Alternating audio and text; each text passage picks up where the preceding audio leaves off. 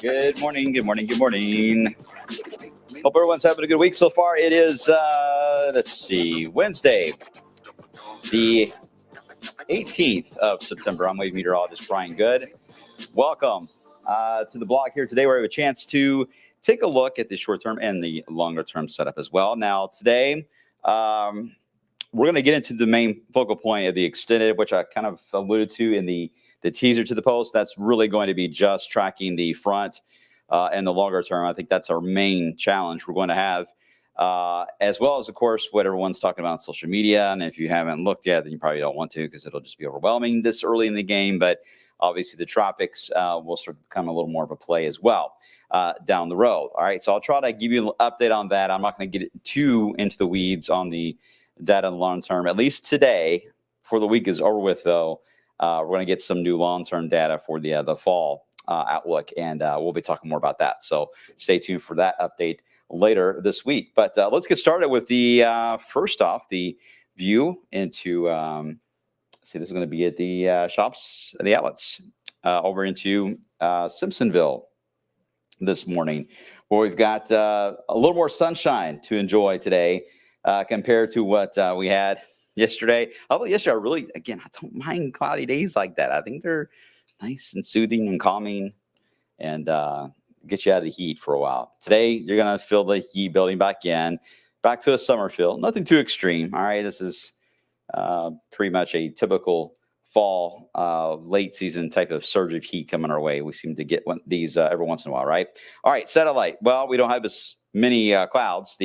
As expected, the cloud shield from the western side of this, what was a tropical low, likely later to get named Helene, and an analysis they'll do in the spring. But the cloud cover, again, is a little more patchy this time around, so therefore a little more sun. But there is still a decent amount of moisture draped across the central portion of the Commonwealth, especially that as we get more sun hidden that moisture today versus yesterday, it was just overcast. Instead of maybe a spotty shower, you could get actually a spotty thunderstorm in this scenario. They would move backwards, and they'll be a bit delayed. They'll take the heating of the day to get going. So the rain chance really today is going to be more so 5, 6 o'clock, when we may see a few blips on the radar, and it may take until 11 o'clock or midnight to get rid of anything that formed on the radar. But there will be very minor, just one or two, just not a general light drizzly rain or anything like that. Yesterday we had that in patches, which actually is a little easier to spread out over a larger area, lighter rain versus the more focused, heavier downpours. Only a few people get lucky with that.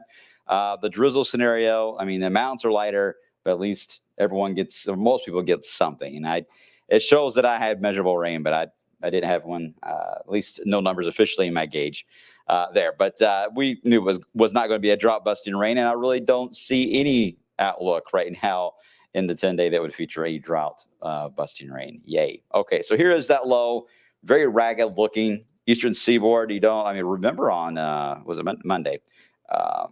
When it was off Carolina Beach in North Carolina, just how focused it was there in the Carolinas and intense, and now it's just gotten very broad and relatively ragged. Actually, the western portion of this is going to just fade away altogether, and the new low, which is forming over the Gulf Stream, will take over. So it's still the same system, just different placement on who's in charge within that flow. This will take over as the main circulation for a while and linger for about a good week. It'll be off the eastern seaboard. But because this part falls apart into the western side, and this front back here to the west is going to be so slow on getting here, that allows us to get into a heat wave scenario for at least a few days. Now, this front back here into Omaha will get closer to us at the start of the weekend, but as far as getting any rain in the area, that's going to be really tough. So buckle up. Here we go. We're going to go through this. We'll go with the short term first, and then we'll get into a little more of the longer term. All right. So short term. Remember, look to the east. If anything pops there in the east in the wave weather app today, it's heading toward you. Backwards weather today.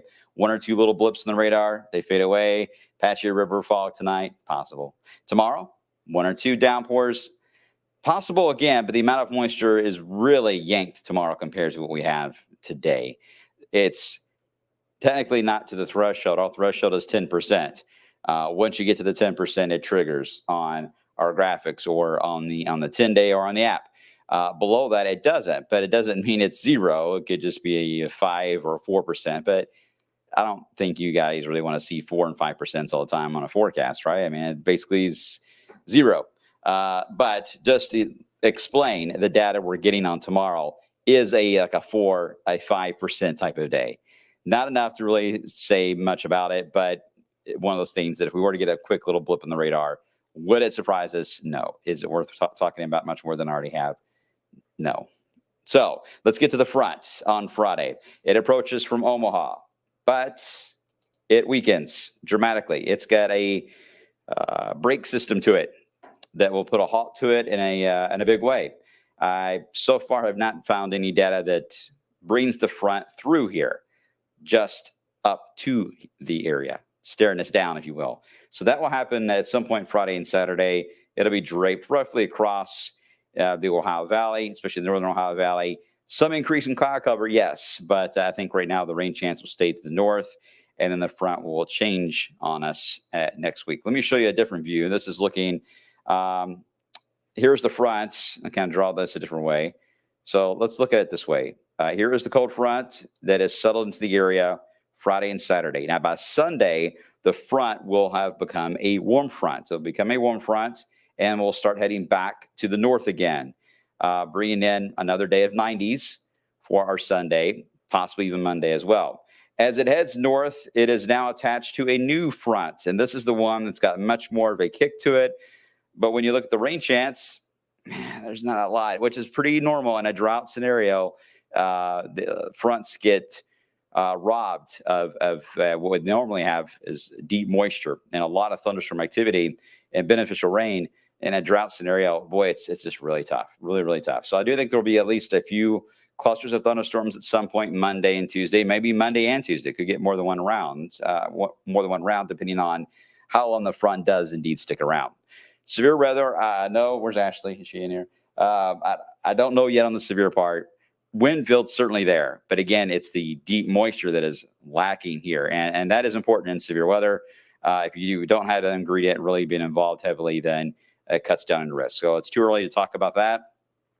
So we'll take that off the equation. And then after it passes by, then we get into a little bit more of a fallish outlook. So let me get into a wider scope. All right. This is looking at basically the same time period. Here is the low that's in our area now that redevelops off the coast of Nantucket there in New York. This is it, located out here at the sea. Here is our front moving in next week, early next week, Monday and Tuesday. And yes, here are the tropics that are becoming more and more active. Now, let me activate the storyline. We get into about a week from today. The front moves on through here with, again, the chance for some clusters of thunderstorms. But more importantly, this thing is an upper low that is going to get cut off. And when you get an upper low like this that cuts off, it's very slow to move. It's a blocking pattern.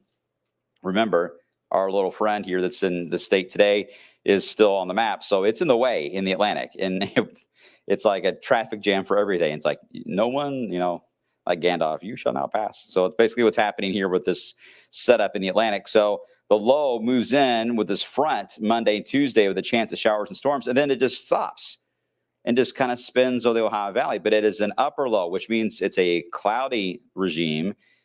Cloudy, overcast, drizzle, light rain, very much a fall scenario. And in this type of setup, this time of year, you can get days in the 60s with light rain falling. Pot of chili, anyone? Not saying that's right now what we're going to go with. In fact, our outlook is mainly upper 70s to lower 80s for now until we get a better handle on the upper air pattern. But I'm just being blunt, as always, and with you guys on the blog, that this is a scenario that certainly is a possibility that we could run into that. And why is that important? Well, it's very important because, as we know, and I've alluded to, the tropics are going to get a lot of attention. The signal to have something develop near Cuba or the Yucatan Peninsula or even in the Gulf is quite high, higher than 65%, in fact. So with something developing like that in the Gulf of Mexico, it's got a lot of rain with it. Boy, wouldn't that be nice? Wouldn't that be nice to get that to come in here and give us a drought-busting scenario of rainfall? But unfortunately, our upper low may be the issue. It may be in the way, and therefore, whatever develops in the Gulf will then have no choice but to head more east. There is still another scenario that it's at play that if the upper low is a little more north than expected, whatever develops in the tropics not only will linger, but it could actually go west if it can't find a path. But having a path to go north is going to be the tough part because of our low pressure over us. So the outlook for next week is very complex and very low confidence because there's too many moving players here. And it's a blocking pattern, so there's going to be a margin of error that's going to take place. So if you're worried about any of your events for next week, certainly heading toward latter than life, way too early. Just way too early, because what a difference in scenarios. If we get a tropical system coming into town, or we have an upper low with drizzle and much cooler weather, different ideas, right? So just stay close to the changes. All right. Any questions I can bring to the table for you all? Because I know it was kind of a long explainer. Let me bring up the 10-day and let me know what you have to ask. Hopefully I got it all. Adam, I don't think we've had any measurable rain here all month. Yeah, Francine missed, didn't do much for me as well, but I'm hoping we get some decent rain here. More so just to have just a nice fall. But I really hope that it cuts down on the fire danger too, so we can enjoy fall and the bonfires and just enjoy the Halloween type season. So I love all that. So I really hate that we're going to go into it really dry. So, but we got some time here, as you can tell by the pattern. There's still time to improve this. Kevin, any significant cool down coming? Hopefully it'll be cooler for lighter than life. Well, hopefully I had to explain that. The upper low is going to be key on lighter than life and how that will play out. I'm still going with an early frost this year. I still think it's going to be in the first 10 days of October that we're going to have a much wilder weather pattern of clash of the seasons going on. But that's just my take on it. And so far, I'm seeing data that is going to keep that thought going. Okay, I'll quit rambling. You guys are awesome. Appreciate you.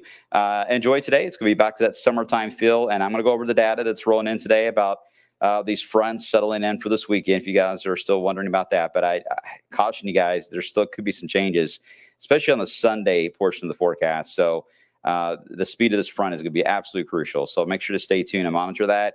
And then we'll keep you updated on the that upper low for later next week as well. All right. Have a good one, everybody. I will see you coming up on the flip side on midday today at 11 o'clock. Take care.